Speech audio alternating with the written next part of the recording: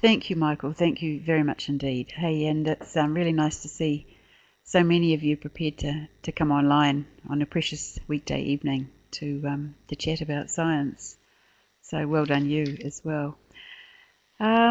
Yeah, Prime Minister's Science Prize. Let's just get that out of the road first of all. That's one of those great big things that comes so unexpectedly from left field, and like I guess most winners of that prize, I suffered quite badly from the imposter syndrome for quite some time, but have decided at this stage, well, no point in doing that. Might as well enjoy it and just get on with things. So it has given me amazing opportunities to do things like this talk and to connect with a whole bunch of other people and educators, and it's been an absolute blast so far. So yeah, that was great. But science, junior science at Onslow, and staying engaged. I did have I'm going to share my screen now, the wonders of technology when it actually works. Oh, you've even put them in the right order, Mike. Can you guys see that? It's a real simple slide. Thanks. The thrust, I guess, of what I would have to share with you is a bit more down home, I guess, than Paul's was, much more low key, and probably for many of you, I suspect, quite business as usual, because there's nothing radically new in what we've done at Onslow and what I've done as a teacher of junior science to keep kids engaged. A lot of it is real common sense and trusting your gut instinct. I think one of the things we languish under is this misconception. The students bring it with them at year 9. They bring with them this idea that they've never done science before, and that science is something radically new. And so the first step is to convince them that they've actually been doing science since the first time they threw their toys out of the cot or smeared their food across the high chair. And that whole thrust of observing and wondering and being curious. I remember Paul talked about the young being born naturally curious, and he's exactly right. That there is a tendency with the traditional way of teaching junior science where there's a feeling that you need to build a really big, strong foundation for senior study right from the moment you grab them at year 9 and you start stuffing all these basic facts into their heads. This tends to turn off that natural curiosity and to turn off their instinctive science thinking. And I think that is something that once we realise that, it set us free to a large extent, and that's something that the NZC has done for us. It's set us free to dump some of what we considered the important stuff and pick up what is the really, really important stuff, the front end of the curriculum, obviously, the competency-based stuff, but also the nature of science aspects, which I know you guys, as many of the teacher fellows, will be totally immersed with and totally familiar with. The other thing I think that is really, really important in junior science is relationships. And so the building of a relationship of trust between the teacher and a class, really, really critical in keeping them engaged, because if the science learning is happening really authentically, then it's going to involve quite a lot of risk-taking, both on the part of the teacher and on the part of the students. And people don't take risks unless they trust the other party. So the relationship building is also a key part of our junior science, right from the time when students join us at Onslow. So if we have a little look, I'm not if I can advance this. Next page. Yay, there it goes. So what I'm basically going to use as a bit of a model here as we talk through how to keep kids engaged is to look at it as sort of hook, line and sinker, that you're getting started, you're hooking the kids in, and that hooking them in is making them realize that they are already scientists. Then you've got to keep the learning going, then you've got to keep the momentum going, And then at some stage you've got to figure out what it is that we've learned, where have we ended up in this process of learning, and then where does that mean we need to go next, so that each unit of science ceases to be a open the book here and close the book there, a separate piece of science learning, but rather part of a big long journey that allows them to see themselves building up their skills, one, if you like, theme or topic or context after another, that there's connections between them, rather than just, well, next we're going to do machines, or we're going to do mechanics, now we're going to do electricity, now we're going to do, I don't know, biology or whatever.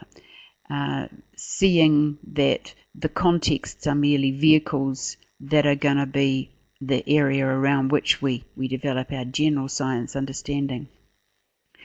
So if we look at what the hook might look like, it's always going to be what the kids are naturally curious about.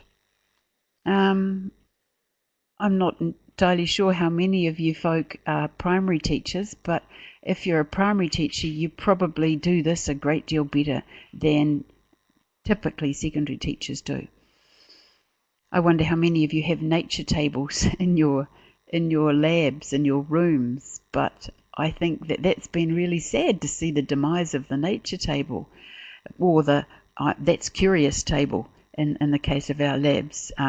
Just things that kids find fascinating and curious, having them bring them in and just share them or stick them on the table next to the microscope. It's the old one, you don't mind them damaging, but you leave it out so that they actually do engage and enjoy satisfying their own curiosity.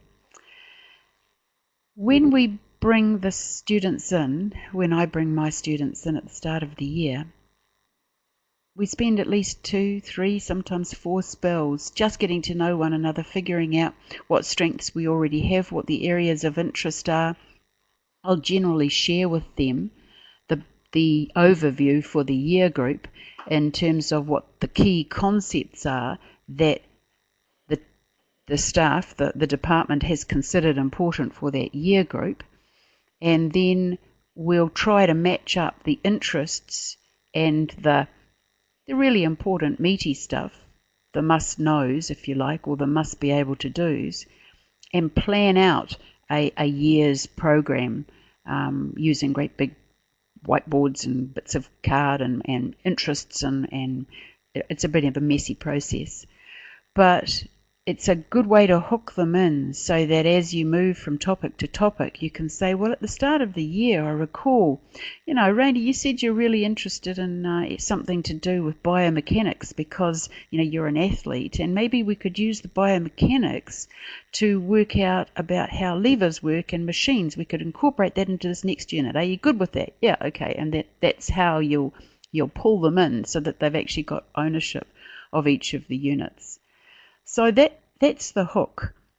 As we're going through the year, we're reflecting back on that great messy planning board that we built together, that we co-constructed at the start of the year. And so if we're going in a particular direction, it's because somebody or some part of this class identified that as an area of interest. And once we've got those big areas sort of vaguely mapped out, what are the big questions that they find fascination with, then we can hang the learning on that. And then we will go from there and we'll add questions to it, all the time building and getting the students to be asking more and more high-level questions about whatever context that we're working in. So, yeah, I think for me personally, a big part of my teaching is to place myself as a learner every day, every spell, never to pretend I know the answers, or all of the answers, but I know enough of the answers to help them to ask a curlier question. And I think that's far more empowering for students than for the teacher to be the font of all knowledge, which is always doomed anyway. Given the internet, you're doomed to failure. But to to enable students to ask those curly questions is really powerful, and for the students to see the teacher interested in his or her own learning alongside them, I think is a powerful hook to keep them coming back for more. I've also been fascinated and really humbled through my teaching career at how much life experience some students have. Not all of them, but for some of them, they know amazing amounts about some pretty obscure things. And if you can tap into those, then that can be the difference between a student being utterly engaged and being alienated and basically being, difficult to have in the class. And we all know those students.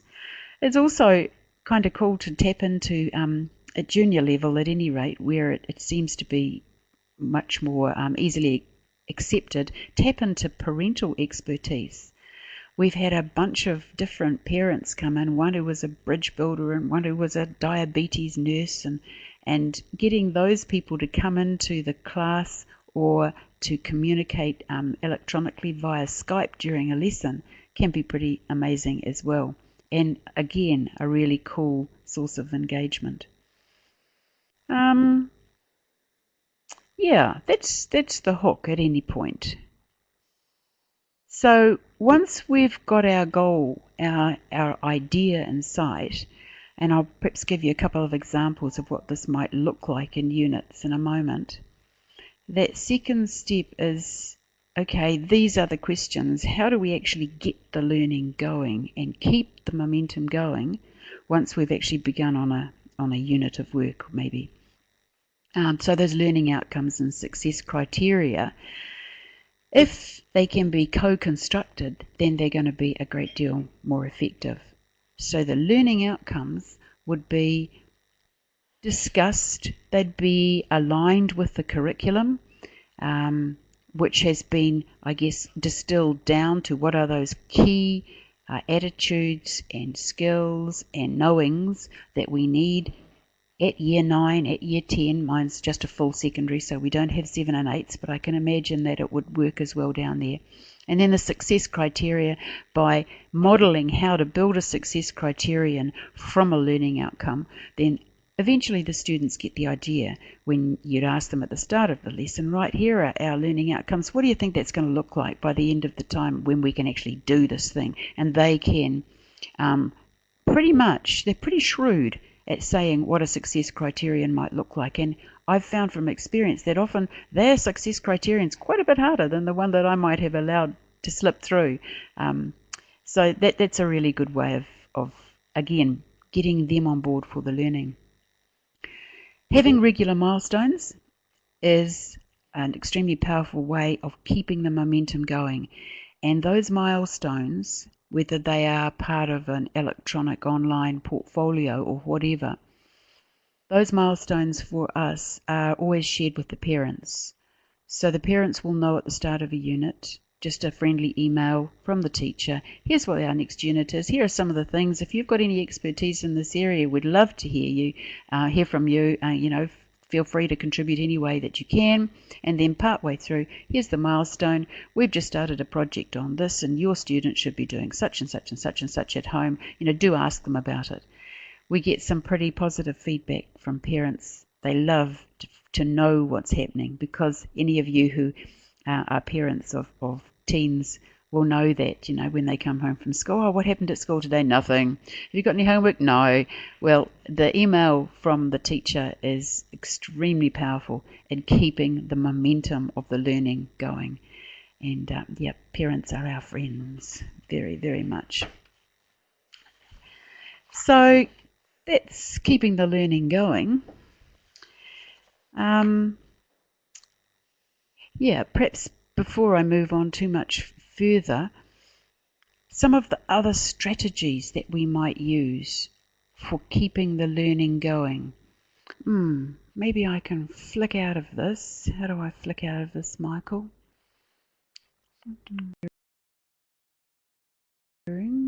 Excuse me, I'll just try. Yeah, I think you're on the right track there. Look, I'm learning fast. Yeah, it was good. Can everybody see this? This is one of the tools that we have found incredibly useful. We call it Think Chem. It's the Chem Triangle. You know, when you're doing a unit on, and I'll show you in a moment one that we did on climate change. I had a year 10 last year who had some really big questions at the start of the year. You know, the world's going to pot. It's all the fault of the generation before. How are we going to address big issues like climate change? So we did our chemistry unit within the context of climate change. Whenever we fit the chemistry in at years 9 and 10, this is our model that we start really explicitly using whenever we talk about anything chemical or whenever the students are working with anything in the chemistry area.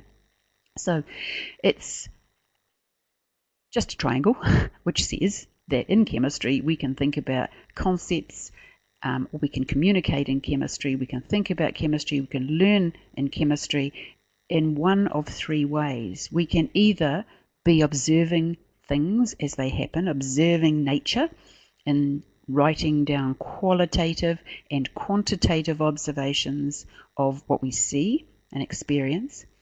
We can then use our mental models, our conceptual models, and sometimes concrete models. For example, Mollymods is a concrete model of a conceptual concept. And what we need to do with our students is have them know when they jump from here to here, actually knowingly make that jump. Right, I have just seen an ice cube melt, and I saw it go, it felt hard, then it felt soft. Observation. Now what we're talking about when we go down to the particle level is we are making a different conceptual model, and we're using the little Mickey Mouse ears water molecules and the way that they're arranged to explain our observation. And then, of course, you get down to symbols and equations and all of your other mathematical terms for what's happening in thermodynamics and whatever you want. And this is the third corner of our triangle where we're talking chemistry. We talk about that as chemical language, chem talk, chem think, and chem see. So the students are eventually able to look up, you see them glance up the triangle when you ask them a question, and they'll answer, and you'll say, so can you shift that to another part of the triangle? Oh yeah, I can do that. Now they talk about particles. Oh, can you change that to some language, chem talk? Oh yeah, I can write the word equation, write the chemical equation. That's an example of a learning tool that we've found pretty powerful for keeping the learning going and for getting the students to take much more responsibility for their own learning. Okay, I'm just going to flick back now to my, getting good at this, to my PowerPoint. It's there. Here we are. Okay. Yes, dum. Yeah, cool. So we've got the momentum going. We've got students who are ongoing learners. We're starting to feed them with strategies and tools that are overt. There's nothing hidden about them. They know what's expected. And so we'll come back and we'll do regular reflection. A lot of that reflection will involve students assessing their own progress towards the success criteria. And often it will bring in the science capabilities, which I'm sure you're all well averse with now. We found those quite powerful in that they sit so nicely with the NOS AOs and with the key competencies. And we'll do a little bit of a cross matching of those in a moment to show you how beautifully they really do fit. So we get the students to do a lot of self-assessment on their progress at various points, usually around those milestones. We'll give them feedback and feed forward and what have you. We'll give them plenty of models of success. None of this is rocket science, as you're well aware. We do think that one of the places that we've been quite successful at Onslow is that we're really flexible about assessment. And by flexible, I mean that the teacher will decide how the students will be assessed for each of the units in conjunction with the students. So at the start, we'll explain to the students, well, you need to be able to do writing. You need to be able to write coherently in science. You need to be able to make models in science. These are all aspects of science literacy. You need to be able to carry out practical activities and make measurements and write a report. So at various times of the year, we need to tick off all these different assessment strategies, these different skills, and tie them in to assessments for some of the units. So within our bank of module resources online, we've got a multitude of different ways of assessing each of the modules, and I think that's the beauty of having the students at year 9 and 10, where you're not tied up with flippant NCEA and credits and what have you, that you're free to assess them in a way that's appropriate for them. For the most part, that will involve assessing a whole class using, maybe a practical investigation and a write-up from that, or a modelling activity. We have one unit which is simply called Scale, and it involves everything, so it's at year 9, everything from deep time and deep space, so cosmology, right down to nanotechnology. So it's looking at the scales of big things and very small things. It starts out or finishes up, who knows where, with microscopy. So everything from nanotechnology right up to cosmology. And the assessment for that is to produce a scale model of something in science, and to make it, to bring it in, and to share with your peers how you scaled it, what's the scale factor and how did you scale it, what's the science idea that it's showing, and what are the limitations of your model. So most of them are concrete models, some of them have been computer models, some of them have been actual working models, and the students are asked to critique their own model as a scientist would. What are the limitations? What are the assumptions it makes? What concepts can't it show about this particular phenomenon? And we've had some pretty amazing success with that. That's an assessment. That's an assessed task at the end of this work. And most people use that task because it's so successful. The kids absolutely adore it. They love it. So when you're asking how we're going and how did we go, the assessment of it, staying flexible, I think, is really important. So we might have maybe 2 written tests during the year, but we'll also be building up a portfolio that shows the development of their writing in science, scientific writing, and trying to clearly distinguish their scientific literacy from their regular reading literacy. Certainly reading literacy can be a strength, and it can be a handicap for some of the students in science, but we're also quite mindful that scientific literacy is different, and that we have a different way of writing, that when they come from English, we know what they're doing in English, we know what they're doing in social sciences, and we've done a lot of work around school-wide literacy, but the students know that they can bring those skills into science, but that there will be some subtle differences, which are the science literacy aspects. So that's how you keep it going, and that's hopefully how we assess it at the end. Cool.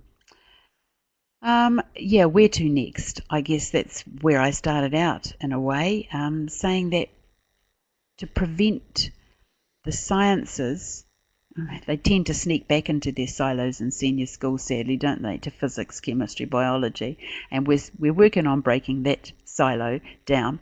But certainly at year 9 and 10, we just don't have that hassle of those silos. And when we talk about chunks of learning, they can be chunks of learning that have got a whole bunch of different things in them, and making them a continuous process rather than discrete events. This is what I mentioned before when I talked about how excited we were by those science capabilities, which you'll recognise on the top line of that diagram. The key competencies in the next line, broken down to what they might look like in science, and the nature of science AOs, those big aims and objectives from the nature of science strand, they mesh rather beautifully. And this is shared with the students when we're talking about, well, what are the key ideas that we need to cover in science? These are the biggies. And then, of course, you've got all your conceptual stuff, such as, the flow of energy through ecosystems, or the idea about energy conservation and the ideas about whatever scale. But these are the big ones that are going to take precedence, certainly at junior level. So that was an exercise that we found really, really useful. That's right. I was just going to give you an example of how a chunk of learning could be hung on anything. Yeah, recognise the space station. Just pulled that out of my picture library, and then did a quick brainstorm as to what learning, say something happened to the space station, or there was a liftoff and someone mentioned, so-and-so's gone up. I think they've just gone up to try to stay for the longest period of time or something, haven't they? Sent a couple of boffins up there. How could we use the International Space Station for a science unit? Well, you could get the kids to start asking questions. And I guarantee you could tie science, some of the key concepts and learnings around the junior program could all be tied in to something like the International Space Station as a context.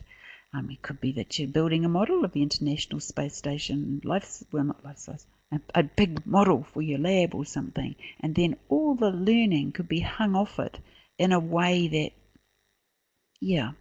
is engaging to students. So that's just an idea, or an example of the sort of thing that, I guess what I'm saying is that science learning uses a much more systems thinking approach rather than breaking it down and itemizing all the little pieces of learning, that they understand that something as exciting as the International Space Station involves science from all the silos, and all you need really to be able to do is think scientifically about it, behave scientifically, and bring all your skills to bear. And you're learning about something that is transferable. If you know how the International Space Station works and you've done all your research around that, then you can apply that learning to how something else might work. I don't know, an internal combustion engine could be your theme, and you'll still have the same sorts of questions coming up that can lead to the same sorts of learnings. So we can get away from some of the stuff, and that's not all the be-all and end-all anymore, but the contexts and the stories can be what you hang it all on. So that's that little one that I wanted to share with you. I guess that's my little blurb, and I can be quiet any time. But one other one I thought I would share with you was, I referred earlier to the year 10 that I had that was really worried about climate change. So in that year, we were doing some work with the social sciences department at school, and this is actually a copy of the doc I sent out to social sciences, basically challenging them to do some work around their achievement objectives and their current topics, and seeing if we couldn't match them up so that we could get some synergies and some learning, maybe for some classes that were doing a similar sort of thing in social studies and science. One of the wonderful things, excuse my clock, that you can perhaps do with maybe junior syndicates that has often been lost in the secondary system, and we are quite keen to reclaim it. So we took our units from year 9 science, and we asked the social scientists, did they see stuff in there, that could potentially cross over. And so then we got the science teachers of particular form classes to sit down together with the social sciences teachers, and they certainly got on board in level in year 10, and found there were some pretty exciting things that where they could be looking in social sciences, for example, at ethical decision making around genetic engineering, which was one of their favourite contexts, at the same time as they were looking cells and DNA and stuff at year 10 in science. So that was what was going on in the background at the time when this year 10 of mine decided that they were really uptight about climate change. And lo and behold, at the same time, I had Professor Peter Barrett ring me up and say he had a video that he wanted to show to schools to get some feedback on, because he wondered if it could be useful in schools, and it was called Thin Ice. And if you haven't seen Thin Ice, then I thoroughly recommend it. It's an amazing full-length video film on climate change, which I'll tell you a bit about in a moment. So this was us putting the AOs from the social sciences against the AOs from the sciences to see what we could find. And from it, we got a couple of really nice synergies going on, excuse me, that I think worked quite well.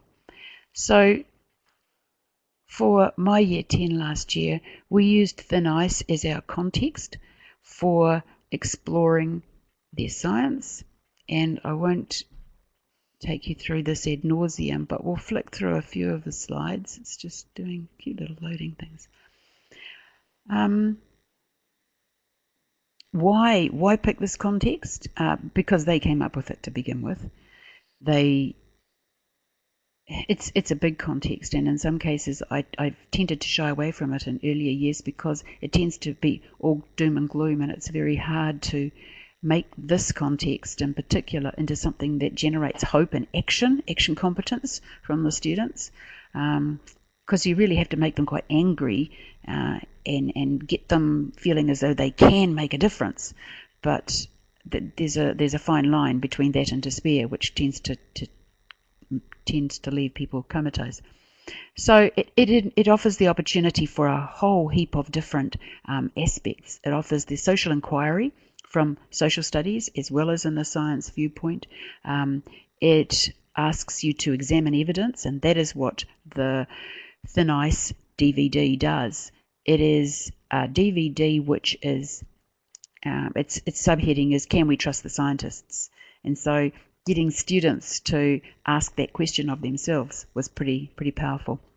So it was a great year because Peter Barrett knocked on our door with the DVD, said, are you interested in having a look at this and maybe using it? And then Te Papa advertised an Antarctic Research Day where some of the scientists who'd been part of the Thin Ice were down at Te Papa, and we hopped on the train with our 2 classes, went down there and met the scientists and had an amazing day with the scientists. So talk about engaging. It was fantastic. So there you've got Peter Barrett with his video. This is, if you want to look it up, thiniceclimate.org. The video is there. Yeah, cool. Thanks, Deb. And you can download just snippets of it as well. You don't have to have the whole video in one great chunk. We did at the time we used it, but they've since broken it up, and there's interviews with scientists and activities, and it's a pretty amazing site. So thoroughly recommend that. It's gone on. It was premiered on Earth Day in 2013, as it says there. But it's very down home. The compliment from the reviewers said it was like having a chat with a knowledgeable mate down the pub, and I have to say it is like that. Simon Lamb is absolutely brilliant. It's gone on to some pretty great things at various film festivals around the world. If you get a chance, have a look at it. Have a look at it first before you show it to your kids. So these are hyperlinked up. I took this to a conference at one point and shared it, so we won't worry about that. But you've seen those cross-curricular links that we had teed up, and I'll show you one of the social studies lessons shortly. So we started out the unit with the kids, putting the kids on a continuum, that idea about having a big continuum and there's no right or wrong, but where do you stand? Are the scientists telling the truth, or are they peddling a lie, which is the opening line of the video? And of course, for many of them, they actually don't know yet. So it's something that we had done it several times during the unit and again at the end, to get them to see whether in fact they had shifted at all in their feelings for whether they could trust the climate scientists. It was very interesting. Then we said, okay, we'd watched a wee bit of the video, and in order to understand some of what they were hearing and seeing, we stopped and said, okay, so what do we need to know about the science in order to answer that question? Can we trust these scientists? And they came up with, we need to understand how to read those graphs, because there's some big graphs in there and we don't know whether they're, right or wrong. We don't understand what the units are they're talking about. We don't understand the difference between all those gases. There's a lot of complicated equipment, and how to drive a snowmobile. Yeah. Okay, these are kids. So this is child speak, student speak, year 9s, year 10s actually, sorry. There's a lot of research that says, research into what young people know about climate change and what young people are capable of appreciating about climate change. So there's certainly no misconception. They are quite capable of grasping the science. They are quite capable of making those social decisions around a big issue like this. And I think if we don't give them the opportunity, we're doing them a disservice. We'll go over it quite quick. So it's just most year 10s that said in the research, they don't understand, and very often they don't understand the difference between the greenhouse effect and the ozone layer. Their knowledge of that atmospheric chemistry is really limited, actually, as is probably most people's, as was mine before I really got into it, and I'm the first one to say that. So that misunderstanding can mean that you're not in a position to have a really sound viewpoint at all. You're just going along with the rhetoric. So I came up with a bit of a lesson sequence of that, and within that lesson sequence, we did a lot of those strategies that I was talking about before. We learned about modelling, because so much of what the climate science is based on is modelling. So much of our understanding about how the atmosphere is organised, that guy with the chalk and the blackboard, that's actually, if you draw that arc on a board at chest height, that is the thickness of the atmosphere around the Earth. So it's just an example of modelling. The kids made models of the atmosphere, of the different layers of the atmosphere. They watched Felix Baumgarten jump out of the wherever he was and come down to Earth. And, there's lots and lots of things you can throw in there to build up the NOS idea of having a model to hang the learning off. And that was where we started and where we had quite a lot of fun. So looking at the atmosphere, understanding representations of the atmosphere, whole lot of different activities and concrete models and mathematical models and graphs, understanding how to read graphs. What's different about this graph and another graph and a chart and what have you. So just sheer practice in drawing pretty pie graphs to understand the composition of the atmosphere at different heights and sometimes on different planets. Then we played with mollymods and made dogs and made molecules and had a great lot of fun with those, so that they had this idea where they were able to jump from the observation down to the chemical language, and they actually had mental images of these particles when they heard about the greenhouse gases. So that was fun. That was much hilarity and riot, but really useful stuff where they're building those concrete models that will never leave them. Now when they see CO2 written down as CO and a subscript 2, they've got the model to hang it off, and they've got the piece of dry ice that we brought in. So they've got the visual, they've got the model, and then they've got the chemical language. They're starting to work their way knowingly round that triangle with fluency, and that was cool. We took some time out to explore the difference in atmosphere on different planets, Mars and Venus, and then we asked what the conditions were like on there, and did that have something to do with their atmospheres. So they had some really good opportunities to describe what life would be like in different atmospheric regimes, and then sort of back again to climate change each time. There's another nice comparison. So, all this stuff's out on the web. You just have to Google it and bring it in and get them to start teasing. One group would get this card, another group would get the other card, and they'd be analysing what the information is. If they didn't know what GHG was, they had to figure it out. They had to look at the units. They had to explain what the numbers were and what the trends and the patterns were and what this meant for us, adding to our understanding of our own climate. And for the really the more advanced group, the ones with the highest literacy, I threw them a systems one where they were looking at this, and then went on actually eventually to look at albedo and the albedo effect and the positive feedback cycles that you get from that. So there was one group working at quite a high level, and the others were cementing their basic understanding of just the different compositions of atmospheres. So it's an area where there's huge scope for building up their chemistry knowledge and their earth science knowledge and their systems knowledge as well. And again, radiation, you can bring in all your electromagnetic radiation ideas there for the stuff coming to Earth. There's the the physics of radiation, and ultimately you get down to the NIWA research material. NIWA's got a fantastic research site as well.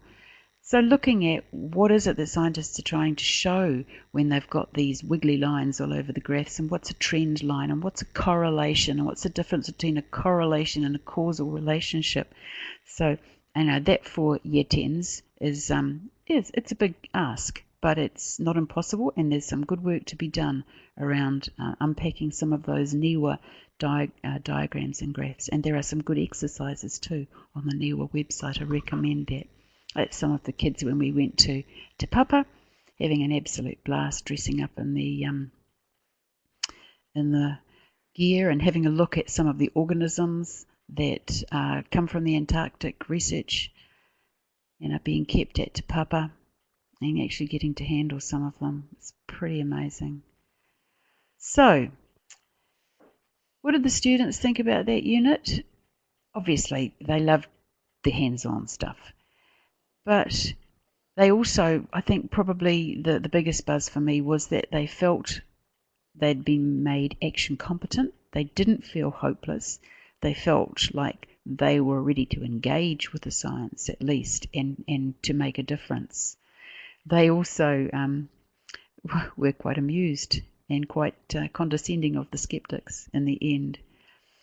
So yeah, I guess I won't go on for much longer, but I urge people to look at what you're doing at the moment. If you're finding your content getting in your road, then try to park it and look at the context and let the context and the students steer you in a direction, and then bring the content in once you've hooked them. Yeah, I guess that's where I would leave that one. What else have I got to share with you? I know I'm taking up a lot of your evening. Tell me to stop, Michael, at any time. This is the last one I want to share with you. This is just an example of what they were doing in social studies, not rocket science, but they were having debates, and they were looking at a bunch of different quotes,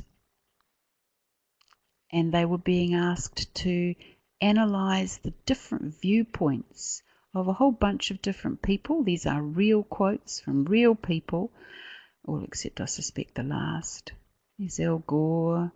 There's a local resident from Petone.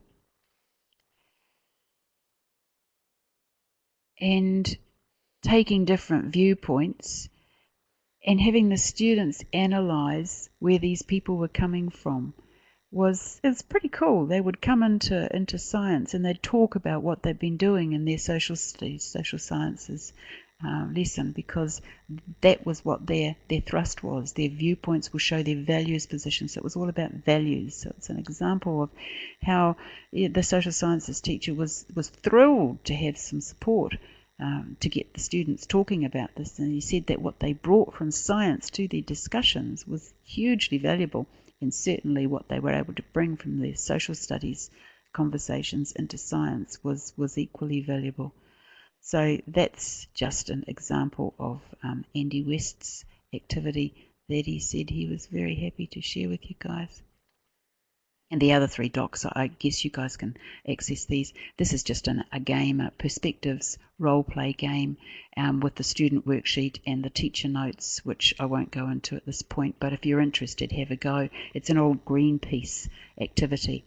And there's a huge, huge amount of resources from Greenpeace, which I picked up years ago, and I can't seem to access online, and Greenpeace say they don't know anything about any longer, so they've forgotten they did it. But it's a beautiful climate change CD. Some of you may even know it, from 2007, I think it was. It's when Kyoto was going on, Kyoto 2. And I've got that in a Dropbox somewhere, which I'm really happy to share with anybody who's interested in using that as a context. I think, Michael, if there's people interested in comments. Okay. Thanks so much, Terry. That was an absolute feast. I'm absolutely overwhelmed by the breadth and the depth that you've shown us, and I love the systems thinking. I will switch on everybody's microphone and ask people to ask you questions. If you guys can't work, if you guys' microphones aren't working, please put questions in the chat. And I'd ask you not all to talk at once, but just one person talk at a time. If you want to talk and someone else is talking, use the little round symbol at the top, the little person symbol, to sort of put a hand up, which will indicate whether that you want to talk next. So without further ado, I'll switch on everybody's microphones and ask you to ask Terry questions. Who'd like to go first? They've all gone to sleep. Yeah. Sorry, guys. With the richness of the presentation.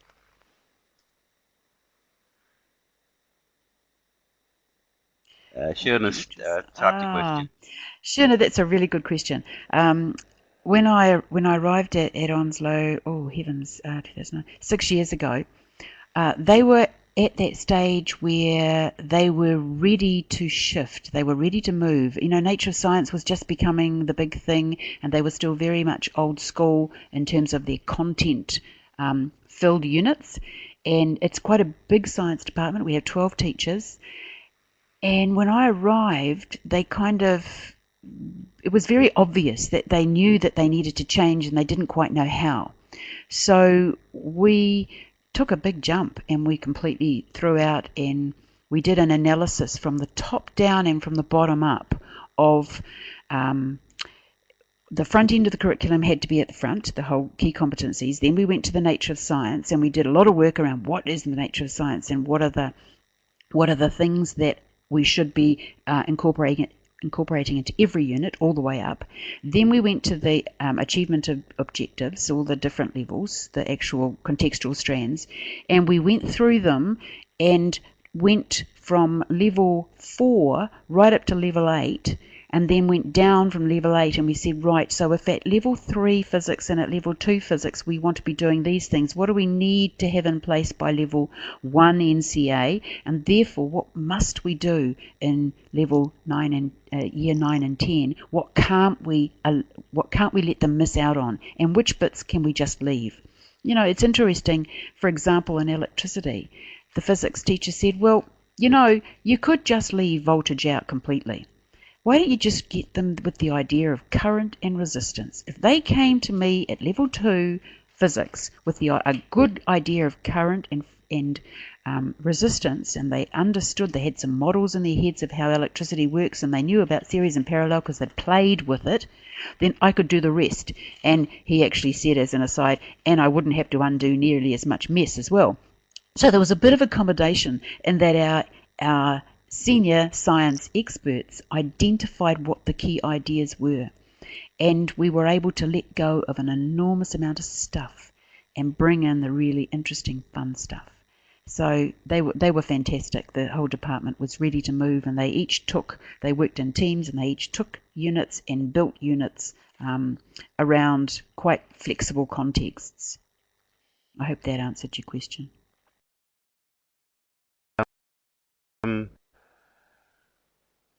Yeah. Did you go in? Yes, I did.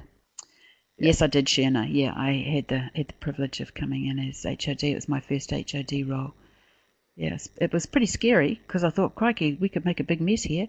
But it's worked out well, and those units just keep morphing and changing and evolving, and yeah, it's been pretty amazing. Thank you. Good question. Carol, you've got a question. Can you use your mic, or do you want to type it?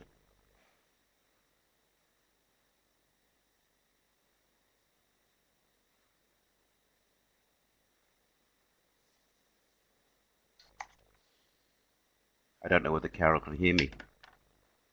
Are you there, Carol? You got your hand up. It's so cute. Carol's typing. Okay.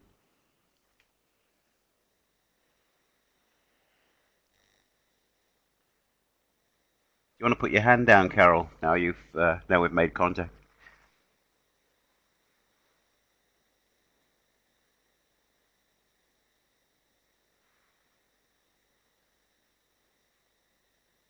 Essentially, it's like progressions. Yes, it is. Yeah.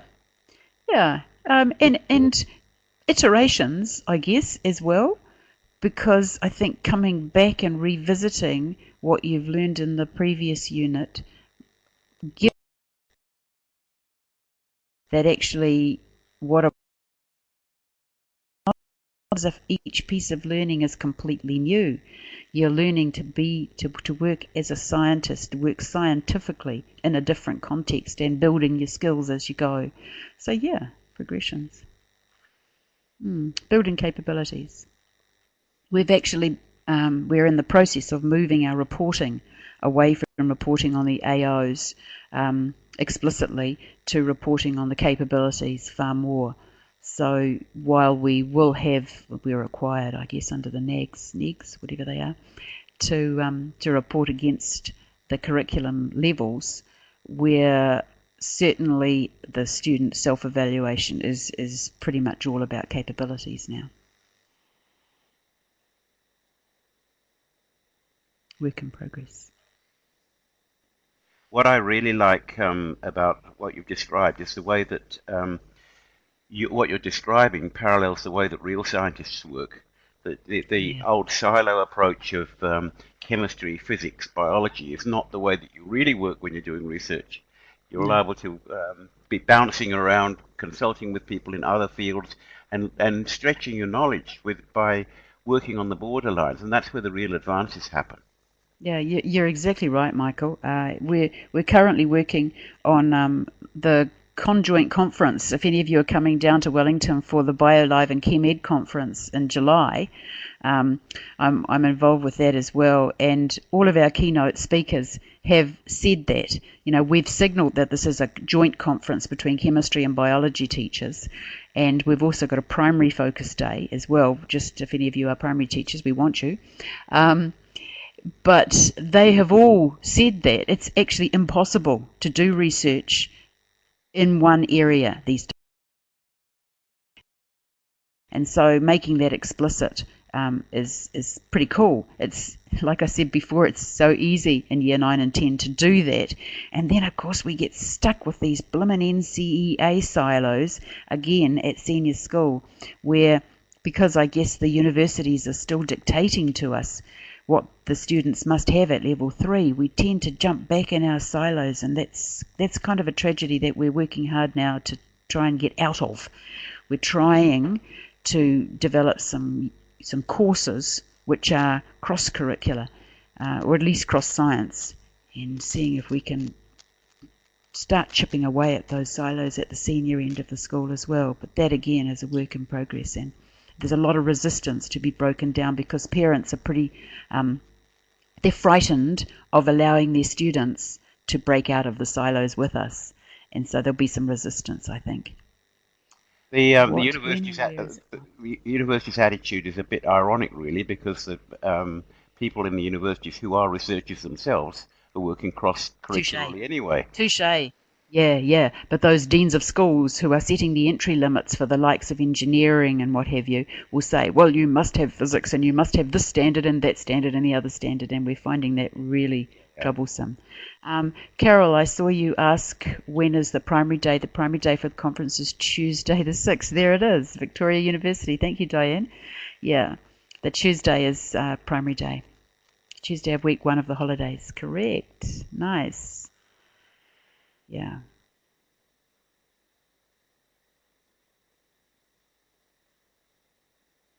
Oh, okay. It's the Tuesday.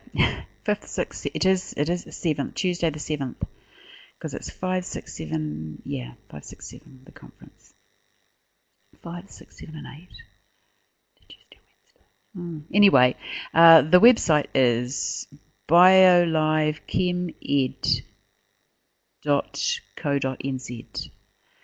And it's going to be a brilliant conference.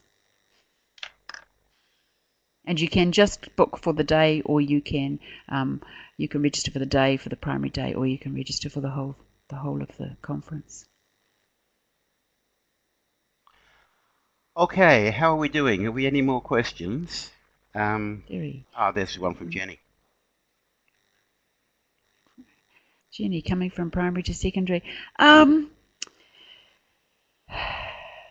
to secondary. Yes and no. Yes and no. We find that we don't mind the gaps. We don't mind the gaps in the capabilities. We would prefer to have kids coming who are rich in experiences, and then we can build those capabilities and find the gaps and fill them. You know, it doesn't matter that there are gaps. What matters is that they are still curious, still engaged, and still see science as fun. So I'm not sure that answered your question. Yes, there are some lacks of capabilities. Often their graphing skills are pretty poor, but that all falls into place, providing they're engaged. And I think that's a biggie.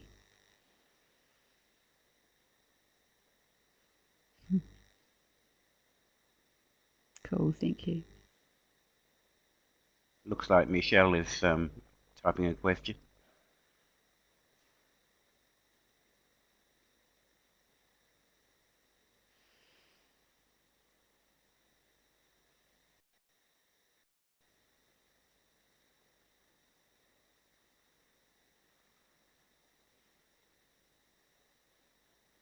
That's a really good question, Michelle. Hey, thanks, Carol.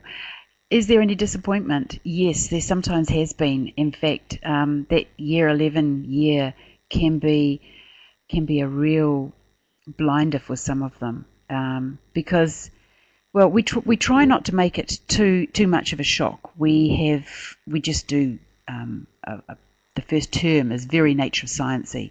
We do how do you investigate as a scientist, and so we do a lot of work on Bloom's taxonomy and rich questions and thinking skills. Play a lot of games with them in terms of inquiry games, and then they do a research project of their own into some event, an astronomical event, and yes, we assess it using one of the internal achievement standards, but we try to ease them into external assessment component of the year pretty gently. So we do 2 nice big, one astronomical, science internal, where there's lots of practical work and field works and stuff. So at level 1, it's not too bad. There are some students for whom level 1 could be quite dry, and so we have another one class where students apply to go doing all the 5 normal achievement standards. They do the 3 externals, but they pretty much teach themselves that, and they do in Silvercrest as well. So that Silvercrest is an individual research project. So for some of our data more able students, they can opt out of the regular 11 science and they can do Silvercrest and just pick up the externals as well. And we still allow them into level 2 sciences, providing they've done a decent Silver Crest. So we sort of still able to adapt the course a little bit for individual groups at Year 11. Then at Year 12, they're pretty good. They tend to fly.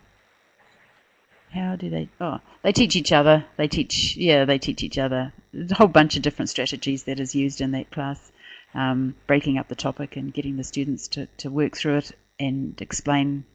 We have workbooks and they just, they teach each other. I mean, the teacher will do a few dictated lessons. There's a question from Diane about the feedback from tertiary. From tertiary, yes. Do you get good feedback from tertiary when your students move on? Yes, we do. Yeah, it's all pretty anecdotal, but yes, I think so. I think by the time they get to Year 13, most of them are pretty good thinkers. But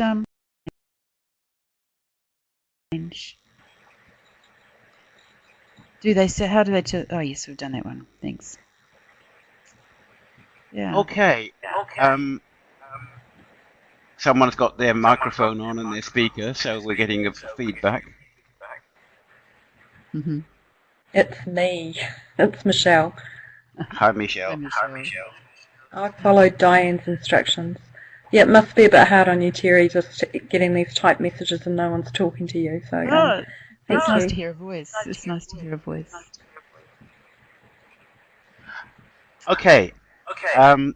We've now been running for an hour and 4 or 5 minutes. Cup of tea time, Michael. Are there any quick last questions? A couple of last questions, if there are. Okay, well, I'd like to thank you. For me, it's been an absolutely fascinating session, and I hope that sometime in the future I can meet you face to face and we can talk a bit more about this. It's really, really interesting stuff. So thanks a lot. And thank you, everybody, for turning up. It was a bit less technically challenged this time. I've recorded the session, and just to let you know, there'll be another webinar on the 24th of June. So I'll put details of that on the Facebook page. But yeah, thanks a lot, Terry. Really appreciate it. Thank you so much for all your questions and for organising all of that, Mike. It's been a pleasure from this end too. So thanks a lot. That's all right. You're welcome. And Joe sends her love. Oh, that's nice. Okay, back at it too. Good. Okay, I hope you got over that flu. Okay, catch you later, folks. All the very best. Bye-bye, everybody. Bye.